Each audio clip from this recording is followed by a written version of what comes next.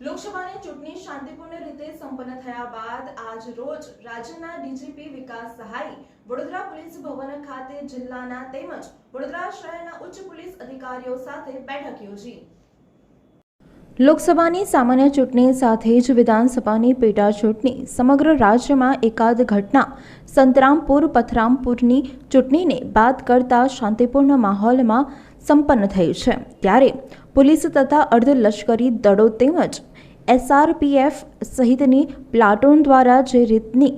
સરાહનીય કામગીરી કાળઝાળ ગરમી વચ્ચે કરવામાં આવી છે, તેઓની કામગીરીને બિરદાવવા આજે રાજ્યના પોલીસ વડા વિકાસ સહાય વડોદરા પોલીસ ભવન ખાતે આવી પહોંચ્યા હતા, જ્યાં પોલીસ બેન્ડ સાથે તેઓને ગાર્ડ ઓફ ઓનર થકી આવકારવામાં આવ્યા હતા। આ સમયે શહેર પોલીસ કમિશનર નરસિંહ કોમર, અધિક પોલીસ કમિશનર મનોજ નીનામા સહિત શહેર તથા જિલ્લાના પોલીસ ઉચ્ચ અધિકારીઓ ઉપસ્થિત રહ્યા હતા, જ્યાં રાજ્યના પોલીસ વડા દ્વારા તમામ પોલીસ અધિકારીઓ સાથે બેઠક યોજી ચર્ચા કરવામાં આવી હતી। સાથે સાથે કાયદો અને વ્યવસ્થાને વધુ સુદૃઢ બનાવવા અંગે પણ ચર્ચા કરવામાં આવી હોવાનું જાણવા મળી રહ્યું છે।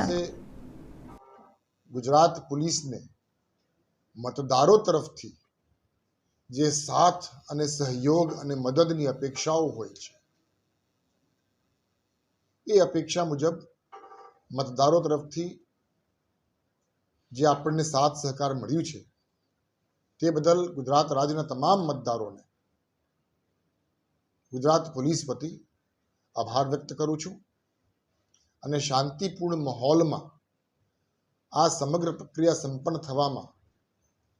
મતદારોના, આપ લોકોના, આમ જનતાનો,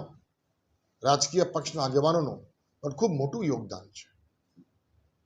એટલે એ યોગદાન બદલ પોલીસ વડા તરીકે આભાર વ્યક્ત કરું છું અને આજે વડોદરા શહેરના અધિકારીઓ અને રેન્જના અધિકારીઓ સાથે મારી મિટિંગ થઈ, બધાને મળીને અભિનંદન પાઠવ્યો છું અને ભવિષ્યમાં પણ ગુજરાત પોલીસના તમામ અધિકારીઓ અને કર્મચારીઓ આ પ્રકારની સારી કામગીરી કરતા રહેશે એવા આશા પણ મેં વ્યક્ત કરી છે। ધન્યવાદ।